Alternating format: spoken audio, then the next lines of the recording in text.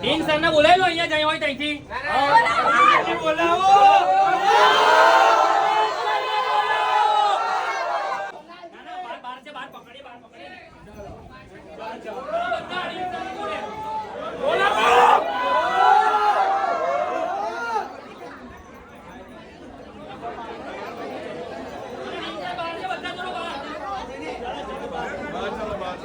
ખજો ખજો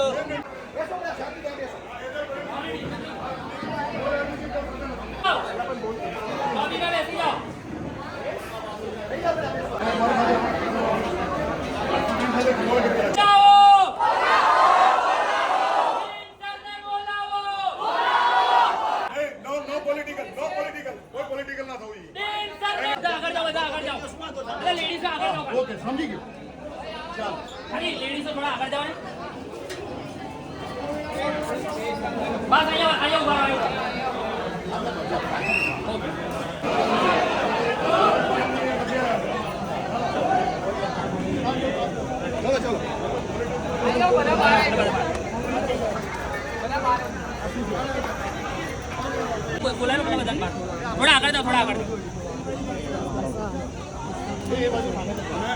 parents से कोई political નથી અરે હું વાત સાંભળી હા હું વાત સાંભળી છું આપણે સવારથી 3 વાર વાત થઈ ચૂકી છે આ વિષયમાં હું તમને ફરી એક વખત તમને બધાને કહું છું તમે ગઈકાલથી આવ્યા છો પ્રોબ્લેમ લઈને હું 4 દિવસના પ્રોબ્લેમ લઈને ફરું છું વિકાસમાં સતત રજૂઆતો કરી તમારા બધાની એપ્લિકેશન લઈને તમારા બધાના ડેટા વ્યક્તિગત દરેક સ્ટુડન્ટના અચ્છા તમારા ઘરે ફોન પણ આવ્યા હતા 4 દિવસ પહેલા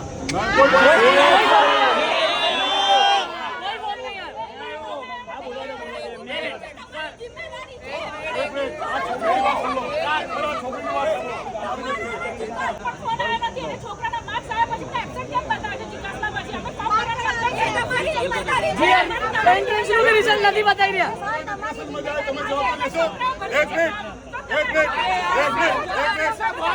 મીડિયા પર્સન સામે કહું છું સર જવાબદારી લેશે આ છોકરી ડિપ્રેશનમાં સર જવાબદારી લેશે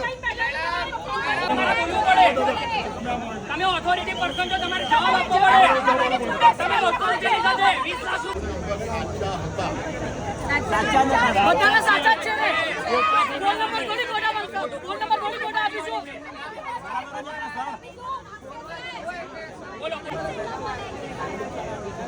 નંબર ખોટો તો એમએસપી પેલો મેસેજ બી ના આવે એ પાસવર્ડ નો ને એનો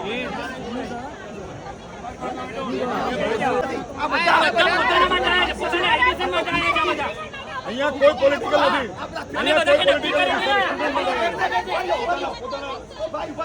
તમને બધાએ અમને કોઈ ચડાવ્યા છે તમને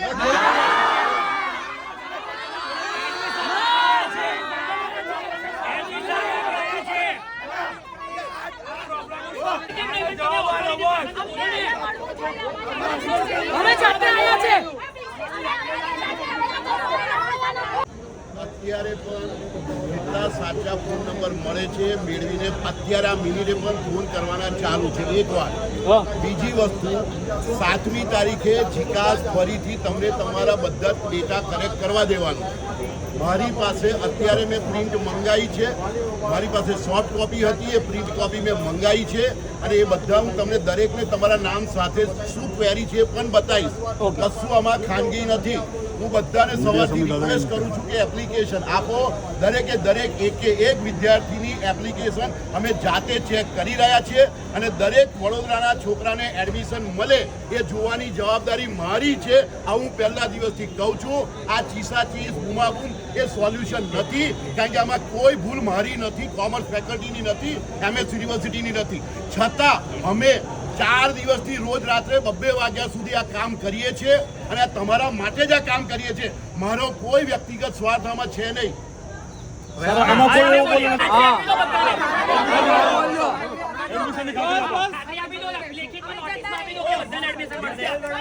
અમારે લેખિત જોઈએ એડમિશનની ખાતરી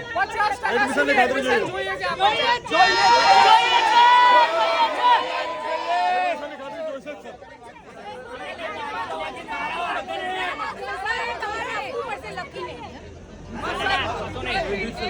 સર આજે જાહેર નોટિસ બાદ પાડશે 50 કોઈ નોટિસ નથી પાડવાનું. અહીંયા બેસીએ, હું પણ બેસું છું. અત્યારે તો અહીંયા બેસીએ, હું કોઈ નોટિસ બાદ નથી કરવાનો. કોઈ ટેકા લીધા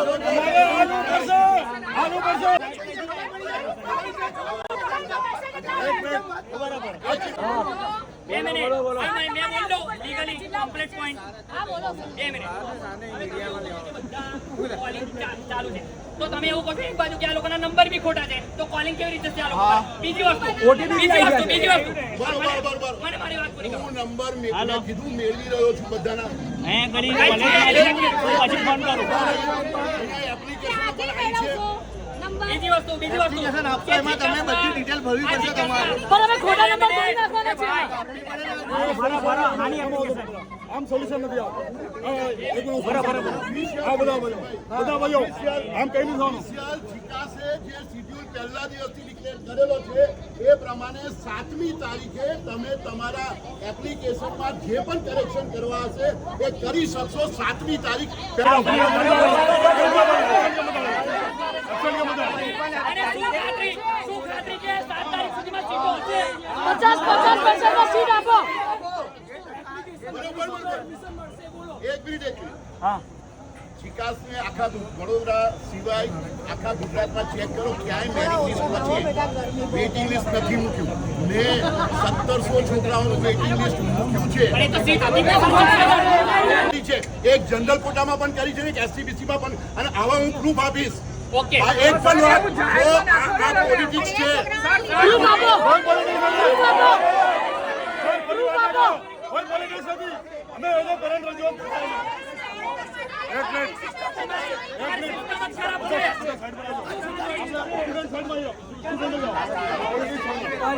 જતા એબસન્ટ કેવી રીતે નથી ચલાવતો જીકાસ.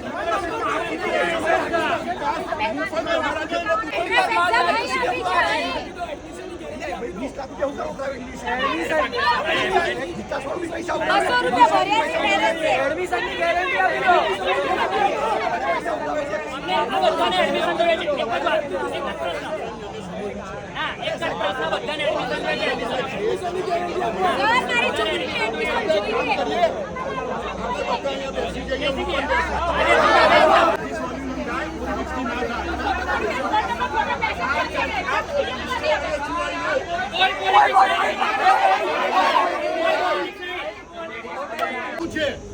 છે એ સિવાય એક પણ એડમિશન હું પણ 7 તારીખ પહેલા નથી જ કરી શકવાનો કાયદેસર જીકાસ પ્રમાણે. 7